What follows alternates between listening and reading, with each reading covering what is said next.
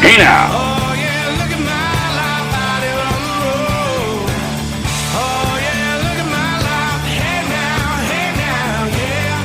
Oh yeah, look at my life out here on the road. Happy Friday and hey now. How you doing, everybody? Welcome to Scott Fox After 9. This is the Friday Listener DM special. And in just a sec, I'm going to bring in the great Anna Almeida. We're going to have a chat about all of the messages that many of you have sent in for this episode. Before I do, though, I don't want you to think that on Fridays we completely ignore everything that's going on, especially on a day where there's a lot going on. So I'm just going to cover a couple of things quickly here, set up next week, because I think that there's some big things coming down the pipe next week. And a reminder, I had some big episodes earlier this week, too, talking about a whole bunch of different things. So if you get some time this weekend, go back and catch some of the episodes that you may have missed that came out this week. I'm going to start off with something that is turning into, nearest I can tell, quite the scandal. You've likely heard by now, and you would have heard it if you heard yesterday's episode of the pod, Pierre Poilievre on a Northern Perspectives podcast suggested that the RCMP was complicit, or the RCMP flat out covered up some of Justin Trudeau's scandals that probably could have landed him in jail if they'd investigated and laid charges and he was convicted. Now, there's a lot of steps between an accusation and jail, but nonetheless, Pierre Poilievre thinks some of the things that Justin Trudeau did, particularly around the SNC-Lavalin scandal, met the threshold for something that should have been investigated seriously, and potentially there should have been criminal charges laid. Yesterday, the Prime Minister, when he was at the RCMP office in Etobicoke, was asked a question about that. In fact, the reporter said, you know what? I don't even want to talk to you about this one, Mr. Prime Minister. I want to go right to the source. Give me the head of the RCMP, and I want to ask him. This is Mike Duhem, Commissioner Duhem, answering a question from a reporter. This is a question on behalf of my colleagues in our Parliament Hill Bureau. Commissioner, in a recent interview, the leader of the opposition called the leadership of the RCMP despicable when it comes to enforcing laws against the Liberal government and accused your officers of covering up for former Prime Minister Justin Trudeau in the SNC-Lavalin affair. What's your response to Pierre Poilievre's comments? And have you ever faced political pressure from the government to not pursue charges? So I think we've talked about SNC-Lavalin quite a lot under the previous government. And I think it was clear that there's no interference. I don't take any orders from any political individual. And as far as his comment with regards to senior management, I would invite Mr. Poilievre to meet with us and to meet with the people who run this great organization, 32,000 strong. So he's blowing it off. He says, nope. There's no smoke here. There's no fire here. No, we investigated and we talked about this already and we've put it to bed and no charges will be laid. There was no conspiracy or collusion or anything that might have met the threshold for criminal charges. That's what the commissioner of the RCMP has to say about it. The thing is, we all heard the call. Justin Trudeau had one of his people phone the then Attorney General, Jody Wilson-Raybould. He wanted a deferred prosecution for SNC-Lavalin. I'm surprised that you and I are having this conversation, but I'm just saying that I really feel uncomfortable and about the appropriateness of this conversation.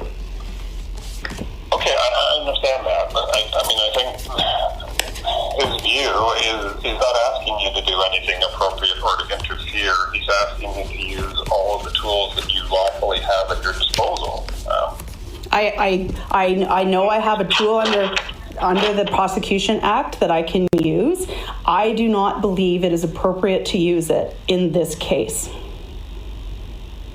Okay. All right. Then that's clear.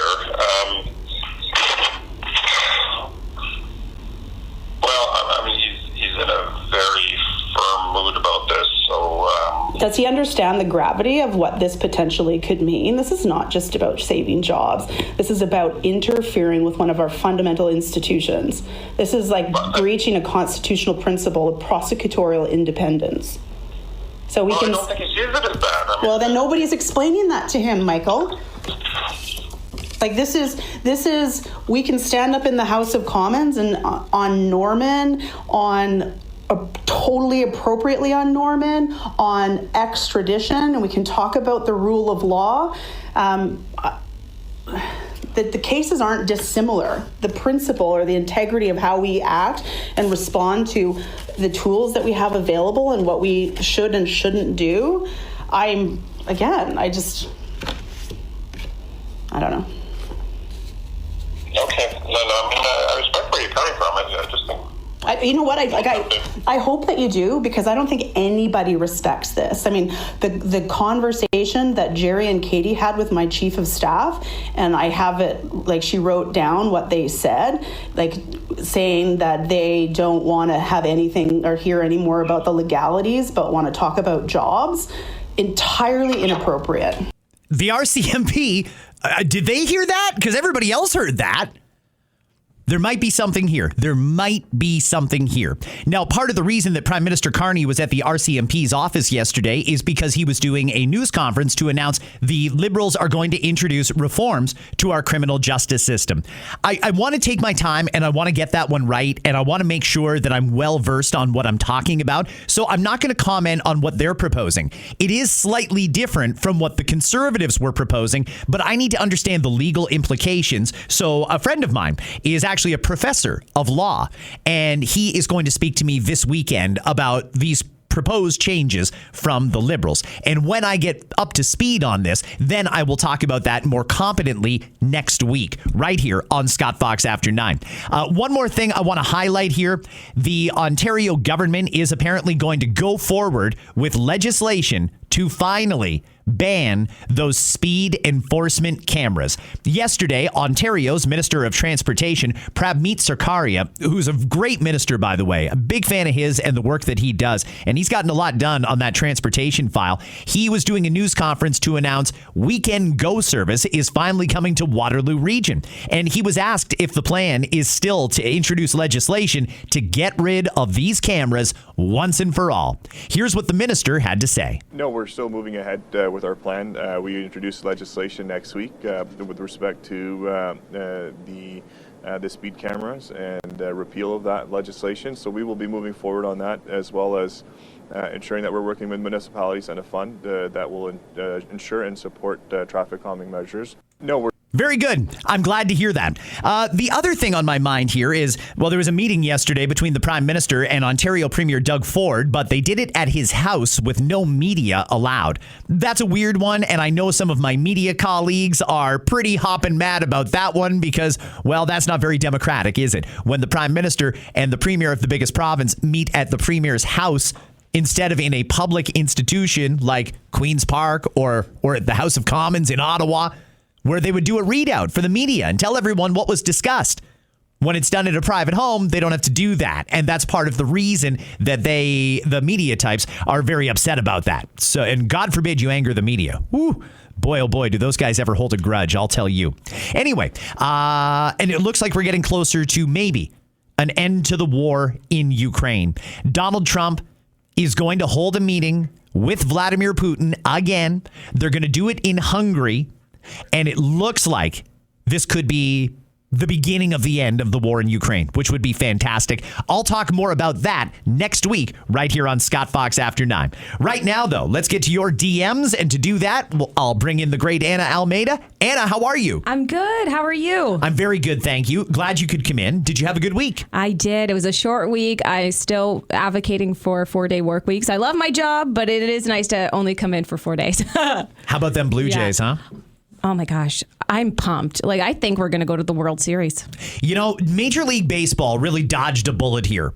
They really did, because it was very, very possible that we could have had a World Series featuring the Seattle Mariners and the Milwaukee Brewers. Among the smallest markets in baseball, the two of them playing each other. That would have been bad. But if you get an LA-Toronto World Series, Shohei Ohtani in Toronto, Vladimir Guerrero Jr. in LA, that's going to be one of the most highly rated World Series, I think, in a long time. And I know people are excited for those players that you just mentioned, but for me, it's more the A-listers would be in the crowd watching the World Series that I get excited about. And of course, winning. the World Series for sure. But yeah, the celebs, that would be cool. Not there yet, but it's now a best of 3. I love it. Okay, you've got a lot of DMs there. They all came from my inbox. I have not read these in advance. Only Anna knows the content that we're about to hear. So you go ahead and let's go question by question and fit in as many as we can into this episode. Okay, great, because there's lots of different things here. We're going to start off with Michelle. I need to vent. I went to my family's for Thanksgiving dinner, asked the kids to help clean, and my sister said, no, that's okay. They don't have to help. I was irritated. What is she teaching them? To be lazy house guests? That's a tough one for me. Good question, by the way. And it's a tough one because it's really hard to try and tell someone else how to parent their kids. It's also hard because one of the things that I have become very, very aware of, I've noticed it. There's a lot of current parents who were raised by great parents, but yet even though they were raised great by their parents, they're doing a completely different parenting style for their kids based on something they've probably seen on TikTok or read on the internet. And I can't do that. I don't. I implemented the same values in my kids that I was raised with. But there's a lot of folks out there who don't do that. I have no doubt that her sister was probably required to contribute to the cleaning when she was growing up. But if she's now not expecting her kids to do cleaning, I don't know where that comes from, but I certainly understand the sentiment, and it's frustrating for a lot of people. My best advice to you is don't get involved. Oh, that's good. Raise your kids. Everybody else can raise their kids, and we're all trying to do what we think is best for our kids. It's just some people have a different parenting strategy. If they think that in some way that's good for the kids to not do chores, that I don't personally agree with, but I'm never going to judge another parent. All right. Montana. Love the pod, Scott. Wondering, do you think Trump deserved the Nobel Peace Prize? Ooh, that's a good question. That was from Montana? Yeah. Yeah, I mean, I don't even think it was close. I don't even think it was close. It absolutely should have been Donald Trump. And let me tell you why. Okay. They give the Nobel Peace Prize to people who don't necessarily create peace. You'll probably recall shortly after he became president, Barack Obama got the Nobel Peace Prize. Barack Obama dropped more bombs in his 2 terms than most presidents did. Why would he get the Nobel Peace Prize? Why would they give him the Peace Prize before he did anything to create peace? Trump, I mean, I know he bombed Iran, but that ended a conflict very quickly that could have brought the whole Middle East into war. He ended the conflict between Pakistan and, was it Pakistan and India? Ooh, I don't know, but that sounds familiar. The list goes on and on and on, and not the least of which is what happened this week between Israel and Hamas, or Gaza, Palestine, whatever you want to call it. I can't think of anybody who's done more to advance the cause of peace, except maybe one, Charlie Kirk.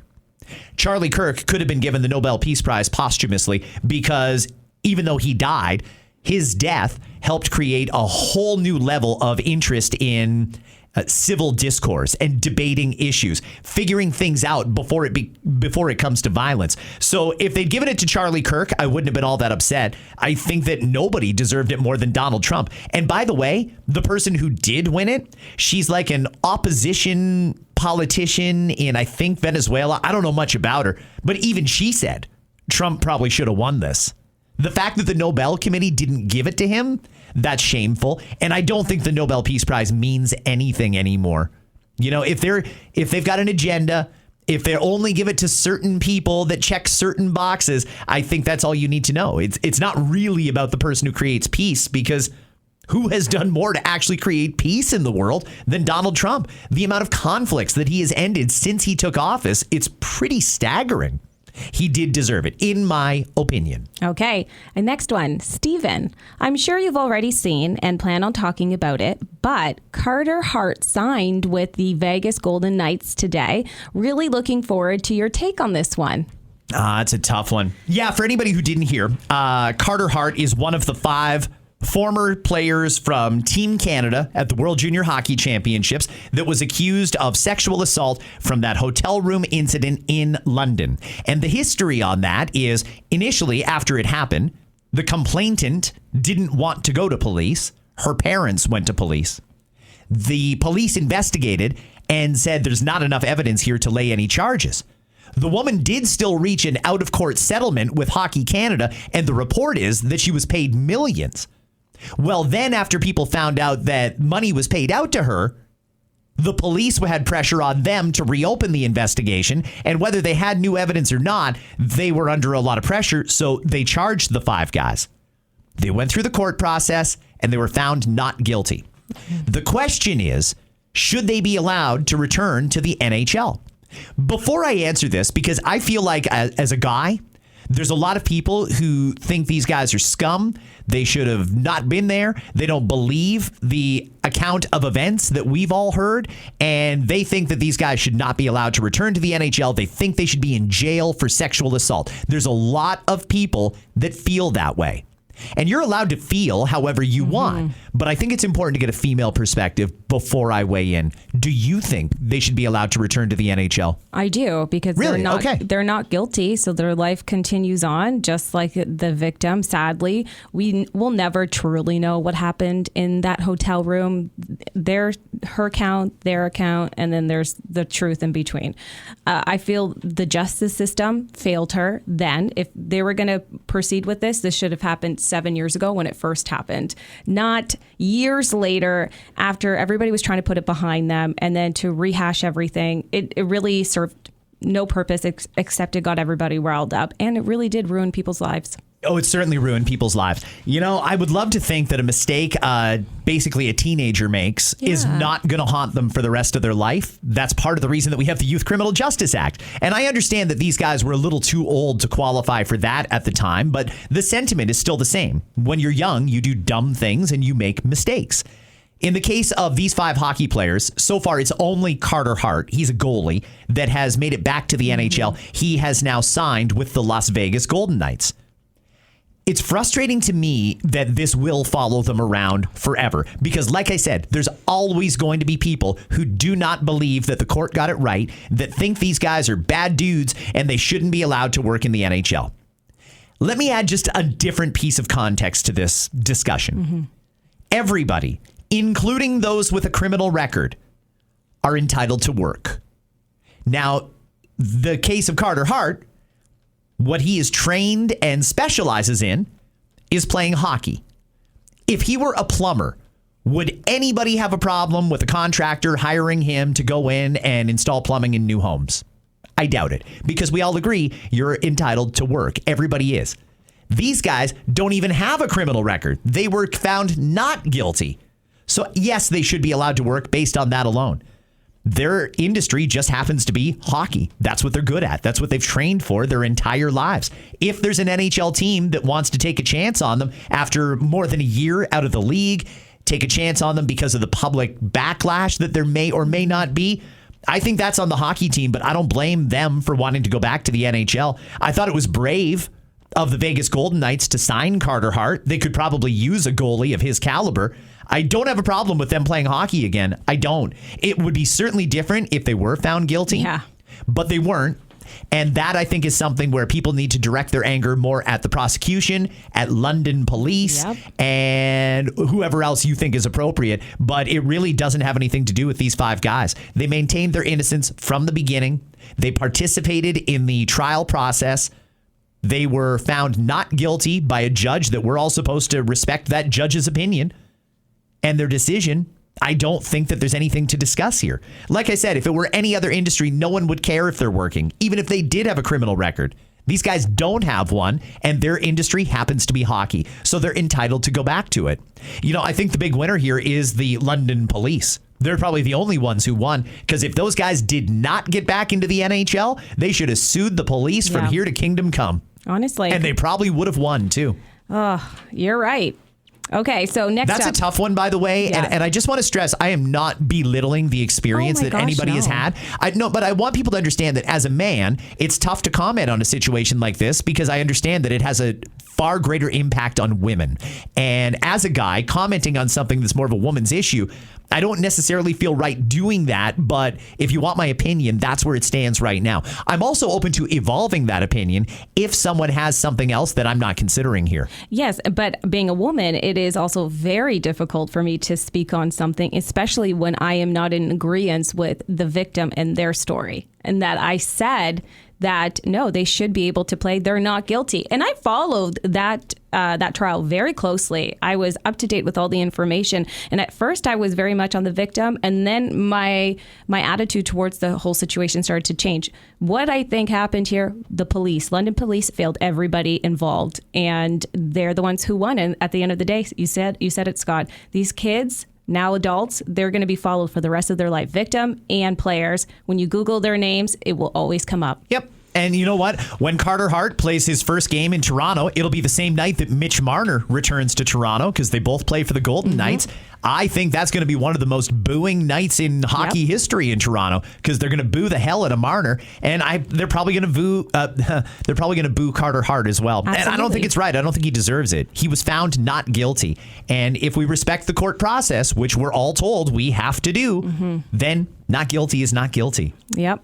Okay, so John, here's something for you, Scott. Why is it when I visit the LCBO, I can buy liquor from how do you say that Communist. word? Communist China, rum from communist Cuba, beer from Vietnam, but can't buy a bottle of wine from BC, Alberta, Quebec, or California, or a bottle of alcohol from the U.S. I know. I don't mean to laugh, but it's true, though. Yeah. We are so hypocritical. We are such hypocrites in this province. And that's part of the reason that I am such a supporter of privatizing the LCBO, because I think if nothing, Doug Ford has really made the case for why it needs to be privatized. He's running it like a tyrant. He's making arbitrary decisions on all of our behalfs, like it's his liquor store, not the people's. And I firmly disagree with his decision to ban American products.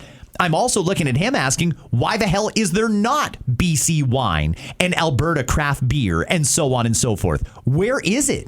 Because we were supposed to, and I hate to sound like a broken record, but these people that don't do anything as far as making progress is concerned have put me in this situation.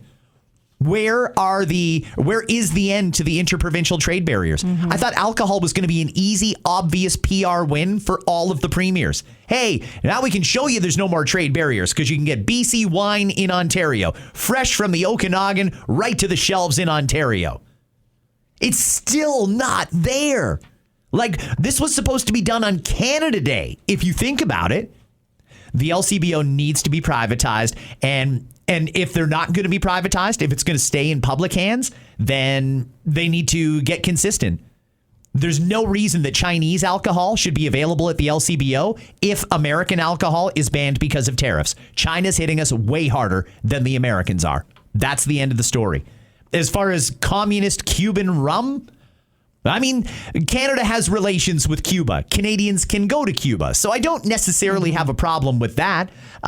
Beer from Vietnam, I didn't even know they made beer in Vietnam. So I didn't know either. Not sure about that. But yeah, the Chinese stuff versus the American stuff in particular, that's frustrating. And it's so hypocritical. And Doug Ford apparently makes these decisions on his own. Apparently, there's not even like a council that he has to go to and they take a vote. Like, he makes these decisions and he has decided no to America, yes to China. And what does that tell you about Doug Ford? You can think about that. That's the message he is putting out there, not me. And we have more Doug Ford coming up. First, we have... Look at you teasing it like a radio show. I know, I can't even help it. More Doug Ford coming up in just a sec. Now it's back-to-back stories. About the Canadian taxpayers. And this is from Rob. He wants to know, why are Canadian taxpayers subsidizing a Toronto issue?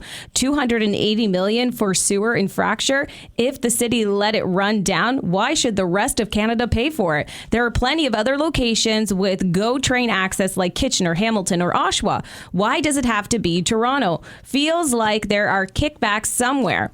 Fiscal irresponsibility from all levels of government is the real problem, not tariffs. I mean, does anyone disagree with what he just said? It's true. I had that housing announcement the other day from the housing minister that they're going to start building thousands of trailer park homes there at Downsview Air Force Base. And part of the way that they get that started is they've got to hand Toronto $280 million to upgrade an aging sewer system. Why didn't Toronto do that? Like, Toronto, where are your tax dollars going? Because job one is for the city to maintain infrastructure. Before they even offer services, infrastructure must be maintained. How are there ancient sewers in Toronto that are that far into disrepair that it costs $280 million? And why would a taxpayer in Saskatchewan or a taxpayer in Alberta or a taxpayer in Quebec or a taxpayer in Newfoundland have to pay for Toronto's infrastructure? Why? Torontonians get taxed to death. It's bananas. If the federal government says, hey, we're going to put houses in Toronto, Toronto should be raring to go. Everything is up to date. We're good. We've got the infrastructure. We've got the land. You just give us whatever it is we need to build, and we'll do it.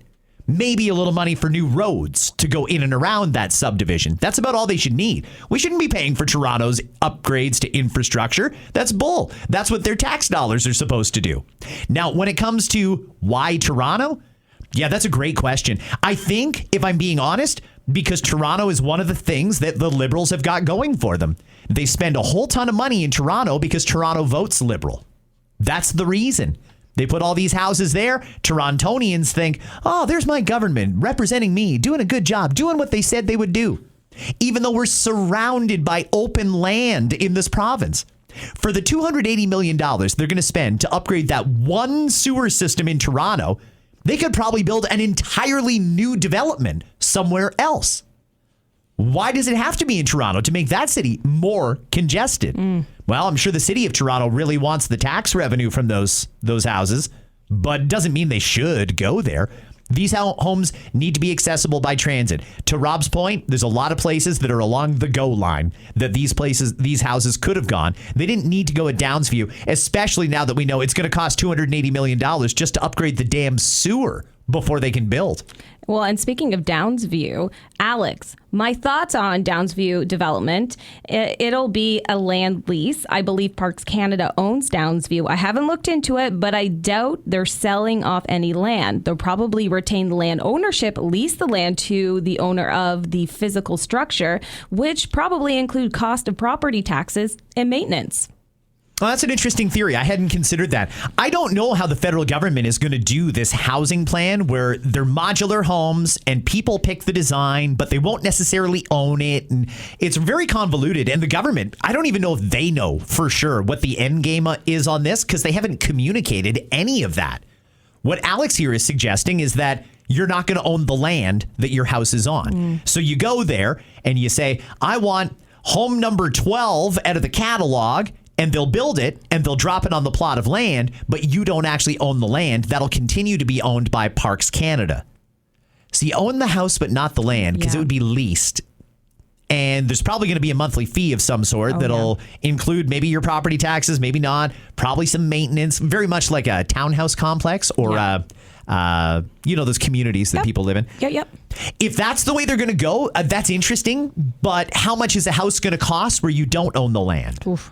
It's tricky, and you're still going to pay property taxes. It's just interesting. I mean, they wouldn't be the first to have homes on leased land. Saugeen Shores, right along Lake Huron. If you own a cottage in various parts of there, chances are your cottage is on native leased land. It's indigenous property that they have leased out, I think, in 100-year intervals to people to have cottages. It's nice because you save a little bit of money, but you don't own it. And they can pull the lease at any time. So it's tricky. Yeah, it is a tricky one. Hey, I don't know if that's what the plan is, but Alex, that's a good theory. And if they do go that way, I actually don't hate it, but I'm certainly not going to advise everybody to do it. Maybe it's good for some, but it won't be good for everybody. Well, Cheryl writes, complete effery with the housing crisis. This is near my home. People call the Kawartha Lakes. Oh, the Kawartha Lakes. Oh my gosh, I cannot say certain words, but you get it. Cottage country. But Lindsay is only 45 minutes from Oshawa, not that rural. They keep building houses with no retail infrastructure, so store shelves are empty. The housing issue needs a real fix, not trailer parks.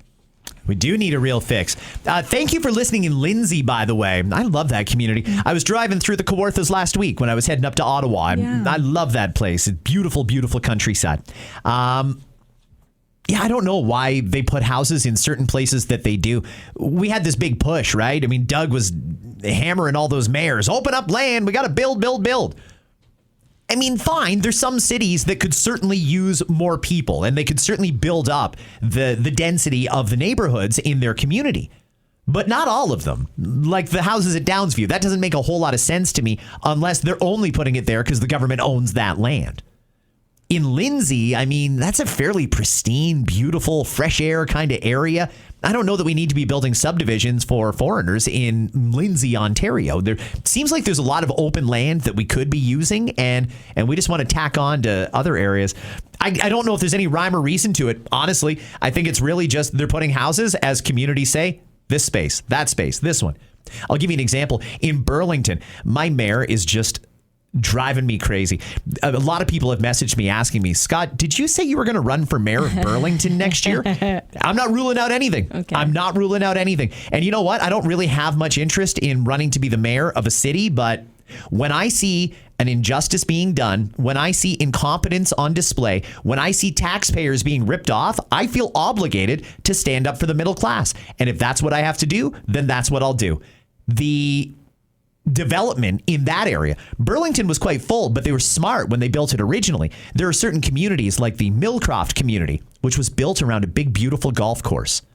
We just went through this big fight in Burlington because they wanted to build homes and take down the golf course. Well, that's not fair to people who bought a home on the golf course, not when there's so much other area that they could be building. But these people don't use common sense. They're easily railroaded by influencers and lobbyists, and we end up with a subpar product but paying premium rates and taxes. It's stupid.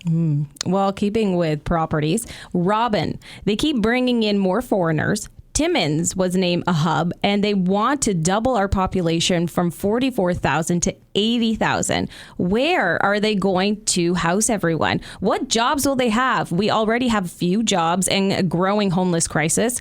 People camping in parks and parking lots. They're even planning a tiny home area for the homeless on our town's outskirts. And that's in Timmins. Timmins, Ontario. Some of the municipalities have put up these tiny homes, or they're basically little shacks. And when they first introduced that concept, I thought, oh, that's ridiculous. What are we doing? How much money are you? Guaranteed they're overspending to get them. 100% they are. They could probably be purchased for a lot less than what the city is paying for them. But I got a good tour of the ones in Waterloo, and I was shown that, hey, this is a place where someone who is unhoused right now can go and lock the door. They can feel safe in their own home. They can set their stuff down and take a load off and figure out next steps. And if that's the kind of transition that they need to get them back into the housing market, I'm all for it. And I don't know if we should really complain about the cost of that, but we can certainly complain about the location of that. Why on earth would we be doing that in Timmins? Why is the need to increase the size of the city from 44,000 to 80,000 that quickly? Is it really just mayors that can't live within their means and want more tax revenue? Because I think that that's part of what it is. If I'm being honest, I think these are just crazy mayors that are not good at math, and they're doing anything they can to get money in the door. And if they see down the line, oh boy, we're going to have all these extra people paying taxes, and we just got to put up with a little bit of nonsense in the meantime because there's nowhere to put them now, but eventually there will be. And for now, we'll just put them in shacks at the end of town. I don't think that that's right or appropriate. But as I've said many times before, we shouldn't be letting anyone come here unless we know there's a place for them to stay. And if somebody wants to come here, and we know that, you know what, there's a number of houses that are on the market in Lethbridge. Okay, then if you want to come here, there's homes available in Lethbridge, you're going to Alberta. But we don't want to tell people where to go. So they come and they congregate in big cities like Toronto, Montreal, Vancouver, just the ones that you hear about on the news on a regular basis. And that's not helping anybody. I'm glad to hear we're spreading out a little bit and sending them towards Timmins, but if Timmins isn't ready for them, then they shouldn't be going there. Nobody should be moving anywhere unless there's a place to go. Moving a homeless person from one city to another city doesn't solve that homelessness problem. We've got to solve the problem. But we don't have a whole lot of creative thinkers in government, Anna. These people are just patching things up and hoping that problems go away. You know, I mean, I'm glad to have you listening in Timmins, by the way. Thank you. I appreciate that. And all my Northern Ontario listeners. We've got similar problems down here, too, just so you know. But it's surprising because that shouldn't be an issue in the vast north of Ontario. Well, Pavel, this is something different. Hey, Scott, what do you think about ER in Canada? I just went a couple days ago to the ER in Milton, with a knee problem. Spent 6 hours in the waiting room and left the hospital with nothing. No prescription, no imaging, basically nothing. I just wasted 6 hours of my life. Slowly, I am losing all trust to the doctors. It has to be either doctor's issue or systems issues. Any thoughts on that? Ooh, boy. I mean, we got a big healthcare problem. That's for sure. Nobody wants to talk about it, but we do. Anybody who's gone to an emergency room can plainly see that there's a problem. Is there not enough doctors? I don't know. Are we sending people to ERs that could have gone to a walk-in or to their family doctor? I don't know. Can they even get a family doctor? Have they lost their family doctor because they once went to a walk-in? That's another issue. Doctors are delisting patients if they go to a walk-in clinic. Yeah. You know, there's so many different problems. It's going to take a lot to solve it. It's not an unsolvable problem. We are spending, I think, more than enough money to produce the healthcare system that people expect for the amount of money that they pay for it. It's just, it can't possibly be spent properly. There's no way things are being spent properly if this is the result we're getting. I think that family doctors are a different animal. They're private businesses. That's part of our privatized healthcare system. And I think that that is something that people need to get used to hearing. Privatized healthcare system. Even though the public will always pay for it, it'll always get paid for by the province and OHIP. I think we need more privatization in our healthcare system. And I know some people hear me say that and they think, no, we don't want to be like America. We're not going to be like America. That's not what a private healthcare system is. Think of it this way. Right now, there's not really a lot of incentive for these hospital CEOs to improve the efficiency, because no matter what, they're going to get their money. Everybody who walks through the door is a dollar sign to these CEOs, and they get paid hundreds and hundreds and hundreds of thousands of dollars to run a hospital. Well, imagine it was a business. Imagine St. Mike's Hospital had to compete with St. Joseph's Hospital for your business. Do you know how much better the service would be? Do you know what improvements you would see almost overnight if it was a competitive process, if they operated like a business? Again, nobody is saying that in a semi-private system, which is what we should have, nobody is saying that people should pay when they go to the hospital. If you're covered under OHIP, you should not have to pay for that service. You already pay for it in your taxes. But that doesn't mean the hospitals can't be privately owned. And if they're privately owned by people who have skin in the game, that know the more people they put through, the more satisfied customers they have, the better business they build. You want to see real results? Wait till hospitals start competing with other hospitals to attract better doctors. You wait and see how good our system gets when we treat these things like a proper functioning business. Is someone going to get rich? Yeah, that's just the way it works. That's capitalism. And it's like that in every other industry on earth. If you offer a good service at a competitive price and you do it better than your competitors, you will be successful. Everyone in business understands that. Why wouldn't we bring that mentality to our hospitals? The problem is, anytime someone like me says private healthcare, they get all uppity and start thinking it's going to turn into the States where you go to the hospital because you fell down and broke your knee and you're going to get a bill for $50,000. That's not what anybody is talking about. They're just going to run it like a business, and someone will get profit if the hospital makes a profit, but someone will also lose if the hospital doesn't make a profit. We've got to get to that place, guys. It's not going to work any other way. You've seen the results of what we've got. And please don't say because of a lack of funding. It is not a lack of funding. It's not. And by the way, doctors, nurses, imaging people, you should all know that in a private system, you're going to get paid a hell of a lot more if you're good at your job. If you're good at your job, you're going to get headhunted by other hospitals that want you in their hospital.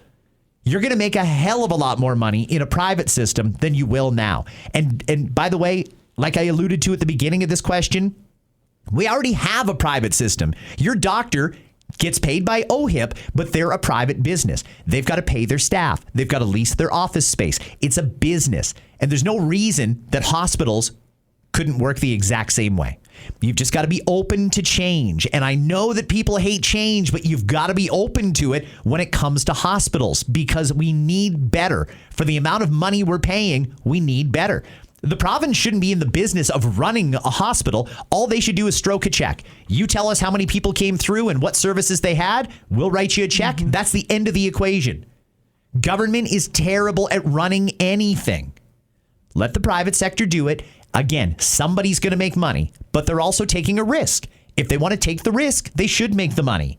All the province has to do is pay the bill. They shouldn't be running this system. And all of these hospital CEOs that are making so much money, it's sick. Way, way, way more than the actual doctors are.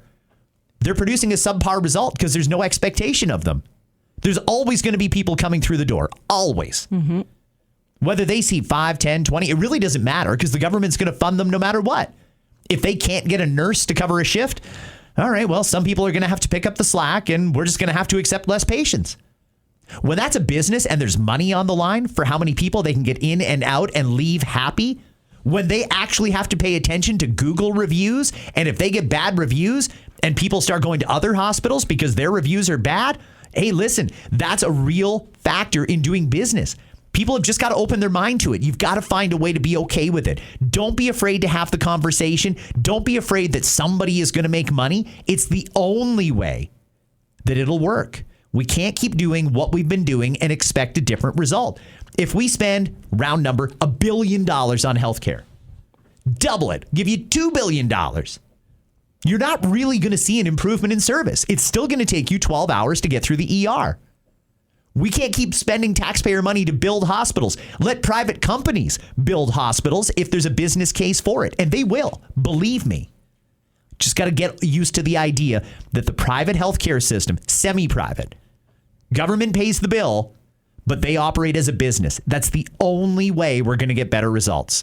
Fabulous question. Thank you for listening in, Milton. Can I say that I love that idea? I can totally get behind that. And if I'm getting better health care, we're already paying. How many people do GoFundMe's to pay for hospital bills that they're still getting? Well, that's the thing, right? Like, people are all freaky, like, oh, I don't want to turn into an American system. You're trying to erode this piece of Canadian history and blah. No, that's not it. Look at how functional the American system is. I know people fixate on how much it costs, but we're not talking about that. The government will always pay the bill. You'll always pay for healthcare with your OHIP card, not your credit card. Always. But look at how good their system is. When you go to a hospital, you get good treatment. Oh, yeah. Some of them operate like a damn spa. They're serving you refreshments, and there's happy hour in the bar, and there's bars. There's all kinds of stuff. We could be like that. We could have a world-class system. The problem is, again, government is terrible at running stuff. You got to let the private sector do certain things, and you're going to have to find a way with someone who's taking a risk, being able to get the reward and make a profit. That's the only way it works. And truly, do you want to gamble with your health? You only get one life. It's true. Honestly. Seriously, do you want to wait 12 hours in an ER, or do you want to be in and out in an hour? Yeah. Either way, you're not paying the bill. I think my way is the better way. I agree. All right, this one's from Anonymous. I spoke with a contractor who installs York Region's license plate cameras. He said a plate must be entered into the system. Hold on, before you do that, just a quick background. This is what I was alluding to yesterday on the pod. The cameras that they're proposing to install in Vaughan and probably many other places read license plates, and it alerts police when it spots your plate. A lot of people think, wow, this is dystopian. This is government overreach on steroids. Now they want to just put up cameras that scan license plates? Why? Why are they tracking us? What are they looking for? What do they do with that information? Those are all questions that I've already been asked. But I did get this DM in yesterday. I read this one because it's full of good info. So if you're worried about these cameras in York Region, you can be worried about them for sure. But listen to this info. Yes. So I'm going to start it from the beginning just because you gave that background. I spoke with a contractor who installs York Region's license plate cameras. He said a plate must be entered into the system for it to alert police. For example, if my car is stolen, my plate is added to the BOLO list. That's be on the lookout, a BOLO list. When a camera detects it, the YRP, York Region Police, gets an alert with the location. Plates not on the be on the lookout list aren't stored. They are deleted immediately. So be on the lookout alerts are kept for 3 days, then wiped. So basically what this person is saying, and thank you again, the amount of people that know this sort of stuff, but they had nobody to tell before. Yeah. I'm glad you're telling me. Thank you. Some people might call you a whistleblower. I don't necessarily think of it like that. I think this is good information that government should be sharing, but they're not. So as a staff person or as someone who is familiar with an industry, what have you, you can reach out to me anytime and I will always protect your anonymity. In this case, basically what these cameras do is they're only looking for plates that have actually been entered into the system. They're not they do scan every plate that goes by. If it scans a plate and that plate isn't one of the ones they're looking for, it just discards it and goes on to the next plate. If they are looking for a specific license plate, YYY4454. If it spots YYYY4454, it's going to let police know that car that's on the be on the lookout list just got spotted at Main Street and Yonge Street. Okay, that gives the police somewhere to start looking. Great. As long as regular people who have not done anything wrong are not being targeted or surveilled or anything like that, maybe I can live with it. Maybe. But I still want to know what happens to the information, because to just say it just gets deleted, I mean, sure, I would say that too if I was in the government, but no, it doesn't necessarily, and I don't necessarily believe them. I want to know that regular people are not being targeted here, that you have to specifically enter a license plate and that's the plate it's going to look for. That's what I want to know. And if it helps get some bad guys off the street, great. But if it infringes even a hair on regular law-abiding citizens' lives, then we can't have it. There doesn't need to be balance here. Our rights need to prevail. Good info. Thank you so much for sending that. Clinton. Hey, Scott, I paused today's pod when I heard Del Duca's license plate camera idea. Here in Waterloo Region, Council just approved 52 CCTV police cameras at 10 sites and are rushing 6 new speed cameras in before Ford's litigation kicks in. So it's moving quite fast. Also, I'm thinking about running for city or regional council, but worried about balancing it with a full-time job. If you know someone who can speak to the workload, I'd love to hear it. I bet others in your audience are wondering it too, especially after your next fall, we fire them all line. Yeah, next fall, we fire them all. Those crazy politicians in Waterloo Region, like, honest to God, I hope if you live in Waterloo Region, you look at that crop of jokers that's running your region and say, what the hell were we thinking 3 years ago? What were we thinking? It is remarkable how much they're trying to ram down your throat, and in my estimation, how much they're wasting your money. The speed enforcement cameras, they're trying to get them in before Ford takes them away. Why? You know they're being taken away. You know it's coming. End the program. Stop it. Forget it. Stop wasting taxpayer money. When it comes to these CCTV cameras, the ones that scan, I don't know if the ones in Waterloo Region scan the license plates. I thought Vaughan was the only place that was proposing that right now, but it might be Waterloo Region as well.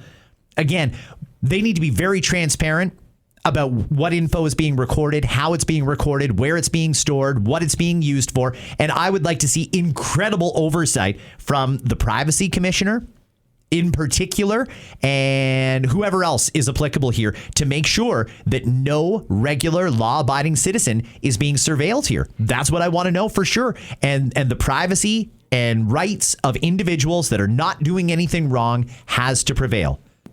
All right. Joey writes, hey, Scott, love the pod. Oh, before that, can you give him any advice about workload? Talk to a politician, someone who does it. Every city has a different level of commitment for being in government. Some mayors are really busy and it's a full-time job. Some city councilors are very busy. It's basically a full-time job. Others, it's a side hustle at best. Take the salary, keep your regular job. It'll all work out. But you need to talk to politicians in your area to find out what the workload is like. All right. That was for Clinton. Now, Joey. Hey, Scott, love the pod. Why does this snap election feel unwinnable for Pierre and the Conservatives? Last time shocked me. Feels like the powers that be keep the Liberals in power. Carney's done nothing, but left-leaning media has the boomers convinced. I see it with my parents and grandparents. The boomers are buying it all, hook, line, and sinker. They are, because they're very, very manipulated easily by media. But they grew up in a time where you were told you could trust the media. If you saw it on the news, it was true. If Peter Mansbridge said it, it was fact. They grew up in that era, and they don't know that the media has evolved, and they're not the news anymore. They're basically a propaganda machine. They're giving you a spin. They're giving you their take on a particular story. There's nothing fair or balanced about most of the news coverage you see, but seniors don't get it. They don't see it that way, and that's a big problem.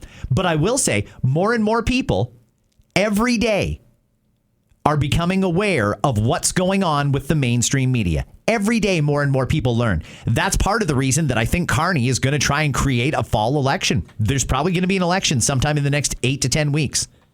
Carney wants it bad because this is the best chance Carney has at a majority government. Every day that goes by, every factory that closes, every comment from Donald Trump makes it harder and harder and harder for him to win. Is the deck stacked against Pierre Poilievre? Well, the left hates Pierre. They're freaking out that he dare suggest the RCMP should have investigated and possibly charged Justin Trudeau. They're likening it to Trump-like stuff. Well, Trump has a point, too. They did aggressively go after Trump. And some of those people were involved in committing some pretty serious crimes. Just yesterday, John Bolton indicted by a grand jury. Not by Trump, by a grand jury. They indicted him. There's more of that coming. And there's probably going to be some senior politicians that are going to face the justice because they abused justice when they were in power. Did Justin Trudeau abuse his power? Refer back to the audio that I played earlier from Jody Wilson-Raybould, and you make the decision. The RCMP says, we investigated, there's nothing there. Is there nothing there? Because I heard something. I think everybody did. Are they covering up? Listen, to be a frontline RCMP officer, you need to uphold the law and swear an oath and stuff like that. To lead the RCMP, you need to be a politician. And most of the people leading police forces are far more political than they are police. Okay. Next up, we have Jay. Hey, Scott, could you please explain the difference between fiscal conservative and a progressive conservative? Also, how does Premier Ford clearly identify as a PC? Okay, so that's the first one. That's from Jay. So Did you mean fiscal conservative? Yeah, Fiscal conservative. Yes. Okay, so the other day, progressive. Yes. The other day, Doug Ford tried to say to everyone at that meeting that he was a staunch fiscal conservative. Listen, if you're a fiscal conservative, you want things like tax cuts. Yeah, Ford clearly agrees with tax cuts. He hasn't done much to cut them, but he's cut out some fees that were annoying for folks, and he does seem to be interested in cutting more. So that's good. That, in that sense, check the box. Yes, he would be a fiscal conservative. Fiscal conservatives want government spending to be minimal.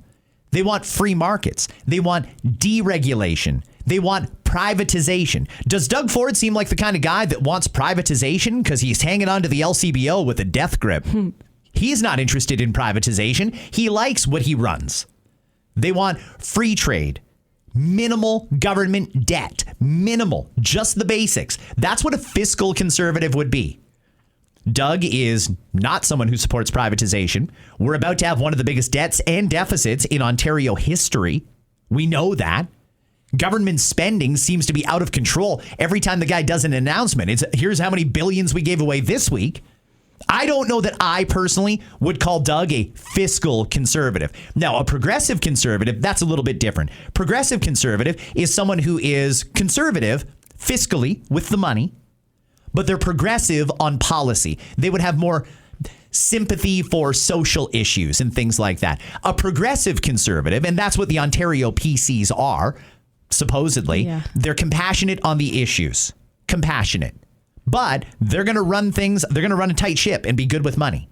That's the way it always was. And for a lot of people, I think they would agree they're a PC then because they are fiscally conservative, but socially, they don't want to lose our social safety net. They want to invest money into people and programs and things like that. It's just we got to make the money work. I think that's where the vast majority of the country is. The problem is the actual PCs don't seem to be that because they're blowing money like crazy. Yeah, so that was Jay. He just wanted to know how he identifies as a PC leader.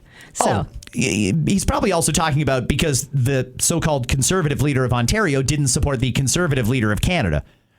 Doug's got some sort of a hard-on for Pierre. I don't know what it is. I don't know if that was Pierre's fault or Doug's fault or maybe just a misunderstanding. But yeah, Doug didn't do a thing to help Pierre Poilievre. He complains nonstop about things that he wants Carney to do. Those were all things that Pierre had already promised to do, but he supported Carney and not Pierre. Again, you judge Doug however you want. Well, okay, continuing with that, Brian, hey, Scott, love the pod. A couple thoughts on Doug and the Home Depot story. Do you want to give a back story to the Home Depot? Everybody's heard it now, I think. By the way, Home Depot has corroborated that story. They say what the premier said did happen. I'm sure.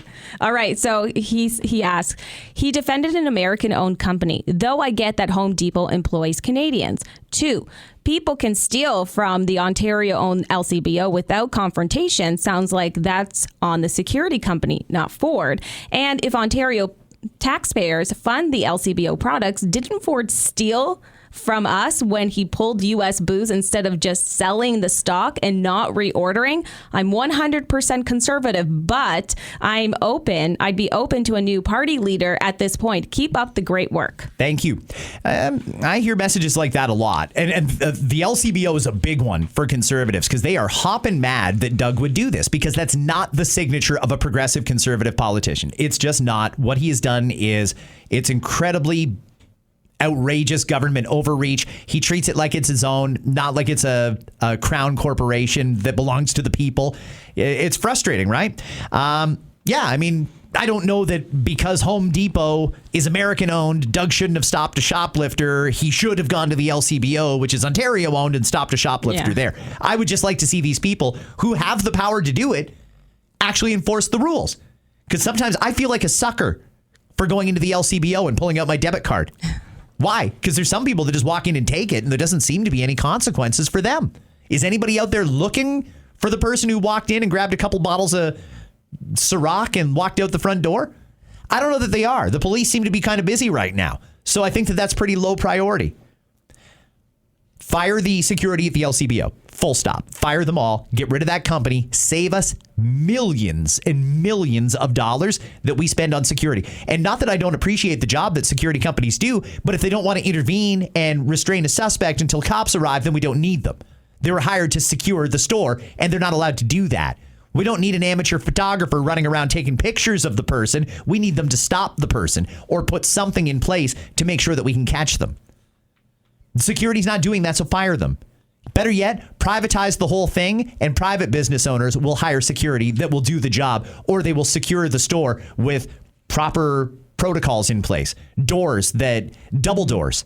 You have to go through one and it closes before you can get into the next one. Then you can lock people in. There's so many different ways that we could prevent all this loss. Just the province doesn't seem all that interested in doing it. Well, keeping with that. There's more on Doug? Yes, there is. AJ, I was a big Ford supporter, but he's really lost me lately. He turned into the biggest liberal person, moaning about Crown Royal, moving the operations to the States, but yet closing down beer stores all over the place. That beer store one is a big problem because the conservatives in Ontario have done a terrible job at explaining what's going on. The beer store is not owned by the province. The LCBO is owned by the province. The beer store is owned by the conglomerates that make all the beer. It's owned by the big beer companies. They own the beer store. They're the ones making the choice to close down beer stores because it makes their operation more efficient. And by the way, they don't need to have their own collection of stores because now it's available everywhere. This is a best case scenario for the brewers. All of the sales ability. In fact, you're in even more locations without the responsibility of running the beer store. The only issue here is the recycling part of it, and I think that we can figure that out by probably just taking the deposit off and just throw your empty alcohol containers in the blue bin like everything else. The beer store letting people go is unfortunate, but I don't know that we should have allowed the beer store to have a monopoly on beer sales for all perpetuity just to keep a couple of jobs at the beer store. And I know it's more than a couple, but at the grand scheme of things, we don't need the beer store. It should be more convenient. It should be available in more places. Doug was absolutely right to allow beer and alcohol sales in many different places where it's done responsibly. I think we handled that brilliantly. That was the right thing to do. The consequence of that is, we're going to have to close down some beer stores. But we also don't need those beer stores if it's available in other places, as long as we solve the recycling problem. Unfortunate that people lost their jobs. Hopefully they can get back on their feet soon. In normal circumstances, they'd probably be able to get a job in a lot of different places. Unfortunately, there's no jobs available right now. So that's a big problem. Bad timing, but it is what it is. This needed to be done. And if the beer store closes down all of their locations, it really just makes the beer store more profitable and efficient. Sorry, it makes the beer companies more profitable and efficient. And that's probably good too. Maybe they can lower the prices on draft beer, because right now they're charging ridiculous amounts if you go into a bar and it's not happy hour. It's so true. Dragon, hey, isn't it strange that Carney coming to Doug Ford's house? So he's asking, do you find that strange? And then they hang out a lot. I think Doug is a liberal and he is investing in Brookfield like they are best friends. I have no idea what the premier's investments are like. I do like that the premier gets along well with other leaders. I don't have a problem with him hanging out with a liberal prime minister. I do have a problem with him not endorsing a conservative candidate who shares the exact same values. That's my position on Doug. If Carney wants to go to Ford's cottage, I don't care. If Ford wants to go to Carney's Quebec retreat, I don't care. I think it's good when our politicians get along. It probably means more gets done for us. I don't care where they meet, but I do think that these things should be more accessible to the media, and they do need to be a little more transparent. This isn't just two guys hanging out in a buddy's living room drinking a coffee in the middle of the afternoon. They were clearly discussing things that are of national interest, and there should be accountability to nobody else but to the media. So that's my thought on that. Okay, and this one is just a comment. Alexandria, I escaped my detail. Okay, Ford. Okay, Doug. I'm telling you, Home Depot says that actually happened. It's so funny. I found the whole thing a little weird, too. And I don't know why he would want to escape his detail. Why would you want to go to Home Depot in Rexdale alone if you're the Premier of Ontario? That makes no sense to me, but I've also never had a security detail, so maybe it gets old after a while. That was a line that stood out to me, too. That was funny, Alexandria. Okay, last one. And this is a gooder. All right, Sebastian says, what's Scott smoking? Keep the fire recommendation coming. You're like 5 for 5 with me. Ooh, somebody who likes the cannabis recommendations. Yeah, 5 for 5. Okay, listen, I've tried a number of different things lately that I've enjoyed, and I tried one of them that I really did not like. So I'll give you a recommendation now, but let me go home through my box of empties, and I'll figure out what it was that I didn't like and what I did like, and I'll try and do a more in-depth analysis on Monday. By the way, I've got a... You know those big blue totes that you buy at like Walmart and stuff? You have your stuff in them, you can store it, or some people use them for moving and stuff. I've got one of those full of empties, of doob tubes, of the packages, of all of them. It is full. And I'm just waiting till somebody creates a recycling program for cannabis containers, and I'm going to cash in and retire because I got a lot of them. Missed opportunity. I know. Well, if somebody does it, it makes sense. But the problem is there's so many rules on cannabis stores that don't apply to anyone else. The cannabis store is held to a very different standard than the LCBO is. And that's not right. I don't understand why I can see a commercial for goddamn Ozempic on every TV station in every commercial break.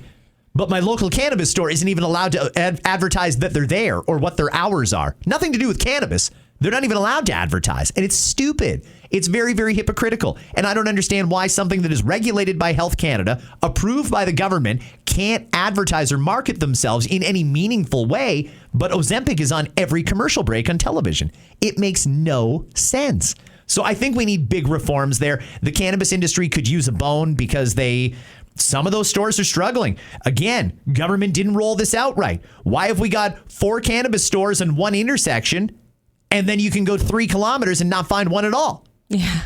It's stupid, right? Like if we had regular, smart, competent people that were running this like a franchise, it would make a lot more sense. You don't see 2 McDonald's across the street from each other because some thought went into it. You put them in areas where there's demand. It doesn't have to be hard. And I don't understand how we ended up with the system we ended up with. Anyway, couple of recommendations. If you like pre-rolls, I just told Anna about these this morning, and I may have casually mentioned them a couple of weeks ago, but real big fan of these Chatty Cathy's. It's from a company called Figure, F-I-G-R. The Chatty Cathy's are a hybrid, and it's real potent. It gives you a real good buzz. Because it's a hybrid, you get a bit of an energy boost, but you also feel chill at the same time. Love like it. If you want to jump up and do all your house cleaning, and not really care if you miss a spot, that is the pot for you. That is what you need. Great. Chatty Cathy's are good. I'm still a huge fan of Jungle Fumes. Jungle Fumes are great. I've been using those for a long time. That's a sativa one, also from Figure. I have no alliance or endorsement or anything with Figure. It's just those are the products that I see the most and I like, and it's a pretty good price point. It's $23 for 10.35 pre-rolls. That's good. Not bad. I mean, I've seen cheaper. How do you feel on it?